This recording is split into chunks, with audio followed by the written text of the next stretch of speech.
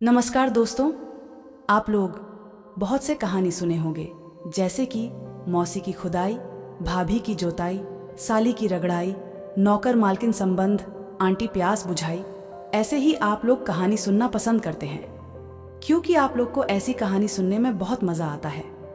लेकिन आज मैं एक कहानी ऐसी सुना रही हूँ जिसे सुनकर आप लोग का दिल मचल उठेगा और आप लोग हमारे दीवाने हो जाएंगे। दोस्तों, आप पूरी कहानी जरूर एक बार सुने। पूरी कहानी सुनने के लिए दिल से आई लव यू। अब सीधा कहानी पर आइए। मोहन नाम का व्यक्ति अपने 25 वर्ष के बेटे रवि के साथ ट्रेन पर चढ़ा।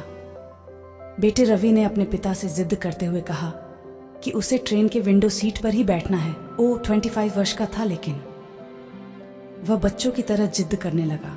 जो व्यक्ति विंडो सीट पर बैठा था उसने रवि की हरकतें देखी और मोहन से बोला, भाई साहब, आपका बेटा इतनी जिद कर रहा है तो आप मेरी जगह पर इसे बैठा लें।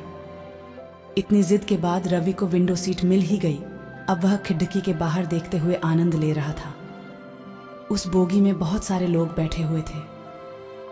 रवि के ठीक सामने एक औरत भी थी जो रवि को बड़े ध्यान से देखे जा रही थी, क्योंकि रवि अजीब अजीब हरकतें कर रहा था।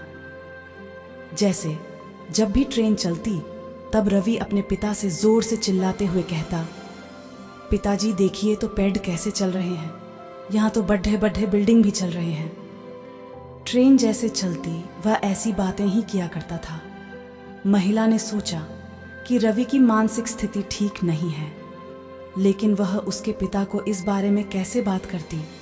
उसे एक सही मौके का इंतजार था कि किसी तरह वह रवि की मानसिक स्थिति के बारे में मोहन से बात कर सके। तभी जब एक बार ट्रेन स्टेशन पर रुकी, उस औरत ने टिफिन का डिब्बा निकाला और रवि और मोहन को कुछ मिठाइयाँ ऑफर की।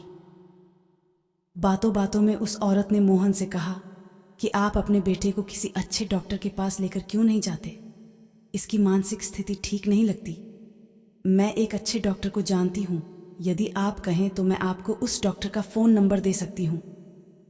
मोहन थोड़ा मुस्कुराया और उस औरत की तरफ देखते हुए बोला, मैडम, मैं अपने बच्चे को अभी डॉक्टर के पास से ही लेकर आ रहा हूँ।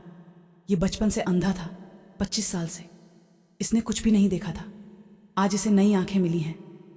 ये दुनिया इसके लिए एकदम नई है, इसीलिए ये सब कुछ अपनी नज़रों के सामने नया पाकर अजीब अजीब बातें कर रहा है। महिला मोहन की बातें सुनकर बहुत पछताने लगी। दोस्तों, कई बार हम बिना किसी के बारे में जाने कुछ भी जज करने लगते हैं, बिना कुछ जाने किसी के बारे में कुछ भी कमेंट कर देते हैं। इस कहानी से हमें एक बड़ी सीख मिलती है कि हमें कभी भी किसी को जज नहीं करना चाहिए। किसी व्यक्ति के बारे में पूरी जानकारी के अभाव में कुछ भी गलत कमेंट करना आपकी सबसे बड़ी गलती साबित हो सकती है। हर आदमी के पीछे कोई न कोई कहानी होती है, इसलिए दूसरों को जज करना बंद करें। कृपया इस पर अपने विचार कमेंट के माध्यम से हम तक पहुंचाएं, अथवा हमारे चैनल को सब्सक्राइब करें। धन्यवाद।